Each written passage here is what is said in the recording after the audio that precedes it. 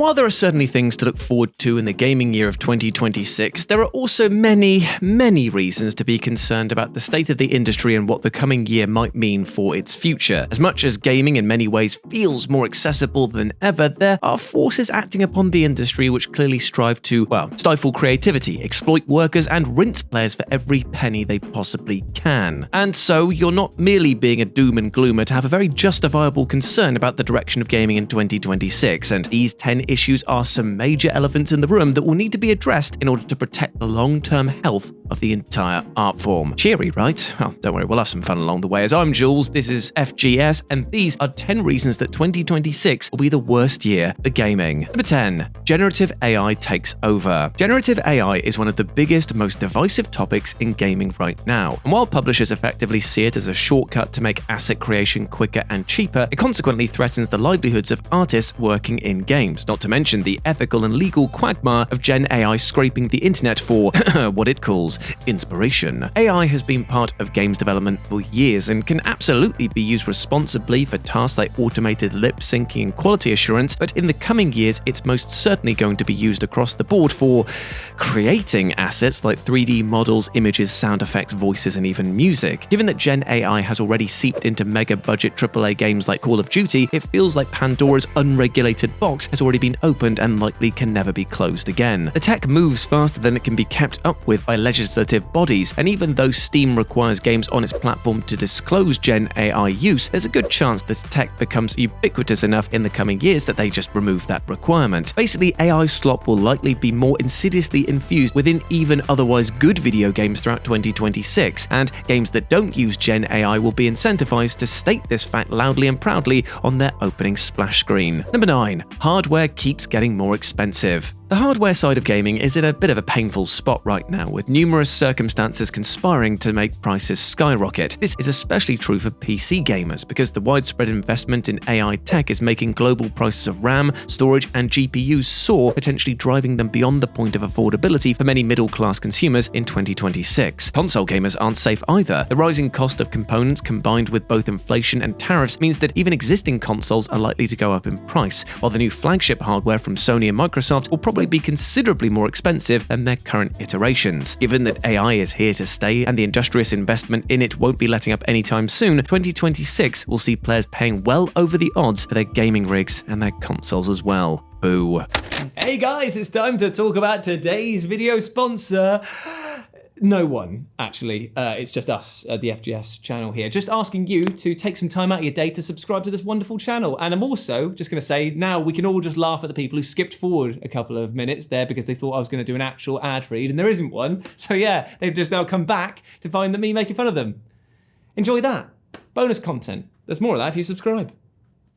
Number 8. It's kinda sink or swim for Xbox right now. 2025 was quite arguably the most turbulent year in the history of Xbox, between mass layoffs, studio closures, game cancellations, Game Pass price hikes, and general weakening of its already wobbly standing in the hardware race. 2026 will then be a pivotal year in determining whether Xbox can remain relevant in the current ecosystem. But considering the state of things at present, it's tough to be too optimistic. Even accepting the few highly anticipated first-party Xbox games currently in development, it's a fair expectation that most of them will end up on PS5 within a year or so of their window exclusive launch. While rumors about Xbox exiting the hardware space altogether are as yet unfounded, a recent business decisions suggest a company that's desperately flailing around without a consistent direction or strategy for the future. And so, why expect any different from 2026? Observers have been waiting patiently for the year that Xbox might finally regain its momentum by showing the full force of its studio acquisitions, but recent times only indicate a brand that's kind of lost its sense of vision and identity. Short of a radical change in strategy over the next 12 months, few but the most die-hard Xbox lifers can surely expect great things from their future. Number 7. Sony's live service push continues. Sony may not have whiffed it nearly as blatantly as Microsoft, but the PS5 generation has definitely been an underwhelming one to date. Even with the console's storming commercial success, for anyone primarily invested in first-party exclusives, the last 5 years have been a disappointing slow drip.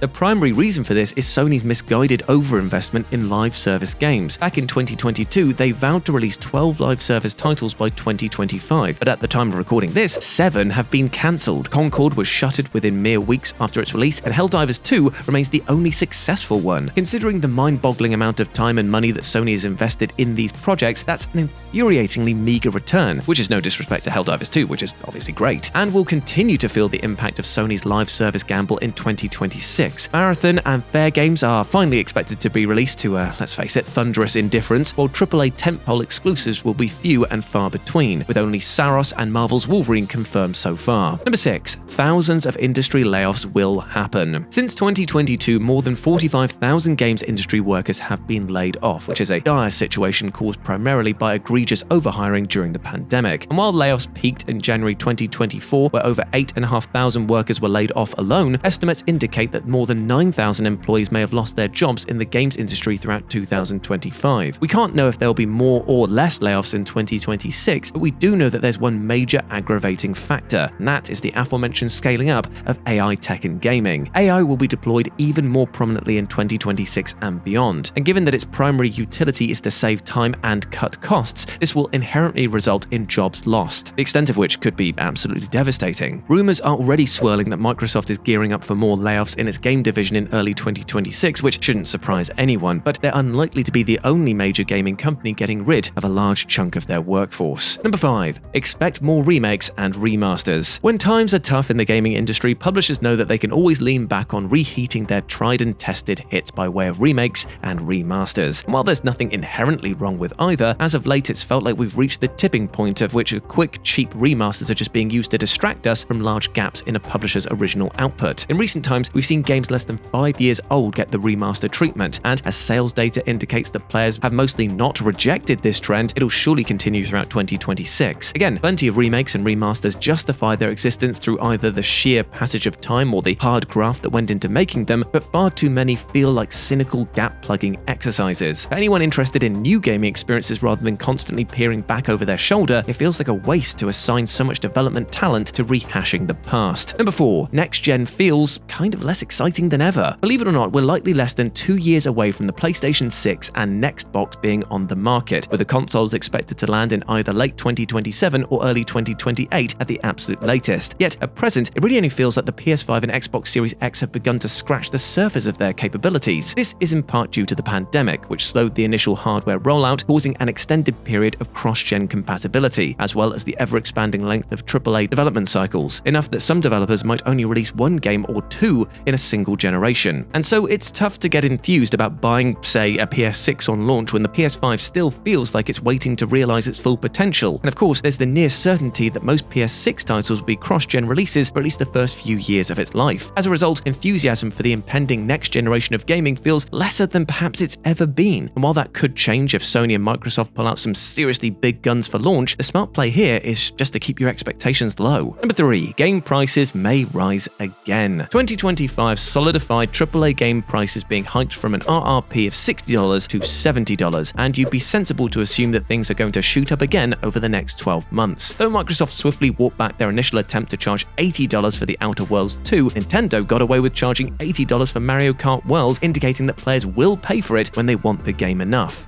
The most prominent player in the game price discourse as of late, however, has been Rockstar Games, with rumors that Grand Theft Auto 6 could cost as much as $100. And while Rockstar recently indicated that it was in their best interest to charge less than that, it still wouldn't surprise anyone if this hugely anticipated blockbuster launched for like $80 or $90. With that in mind, don't be shocked if game prices become more dynamic in 2026, and probably not for the better. I mean, sure, we'll occasionally see a steal like Hollow Knight Silksong releasing for $20, but it's quite possible we'll see more in-demand AAA games like, Call of Duty charging well above the norm if they can get away with it. As ever, it'll fall to players to vote with their wallets by waiting for a sale, buying second-hand, renting, or even borrowing a copy from a friend. Historically, though, these efforts have not been terribly successful in changing publishers' minds. Number 2. The ongoing decline of physical media. The decline of physical media is certainly not a new phenomena, but it is one that continues to worsen year on year. With the massive rise in digital gaming over the past decade, the number of games being purchased physically is sharply dropping with each passing year. And while digital gaming is rightly lauded for its convenience factor, a physical copy of a game ideally gives the player far more control. You can loan it to a friend friend, you can resell it, you can play it without the need for an internet connection, in theory at least, and you know that your ownership of the game isn't reliant on a game server. And so the ever-decreasing market share of physical media is concerning, because it will become tougher to find even physical copies of games in the years to come, and that will erode both customer agency and the idea of physical media as games preservation. While it's unlikely that physical media will entirely disappear anytime soon, it's certainly drifting ever more into a niche area that publishers would like you to forget about,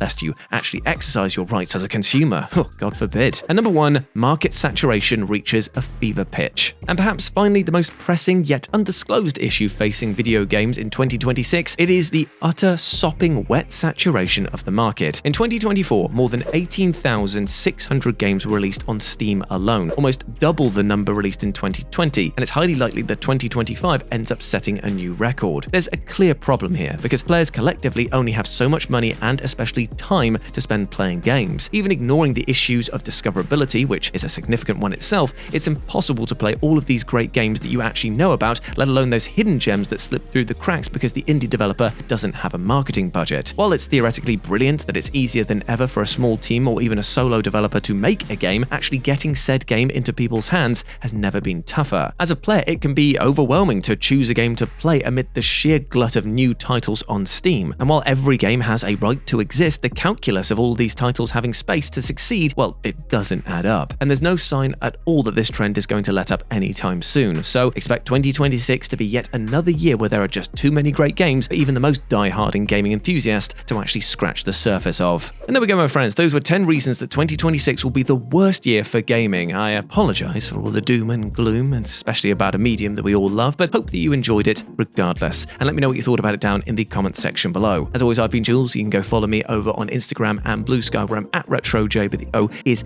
a 0. Hope to see you over there, my friends, and I hope that you're treating yourself well, because even though we spoke today about the worst aspects of gaming in 2026, let's start 2026 off right with a bit of positivity, my friend. We can do that each and every day by being kind to ourselves, because you, my friend, listening to this video, you deserve the bloody best, all right? You deserve love, happiness, and success. We all do as human beings, all right? So never forget that, my friend. And also never forget, you're a massive ledge. As always, I've been Jules. You have been awesome. I'll speak to you soon.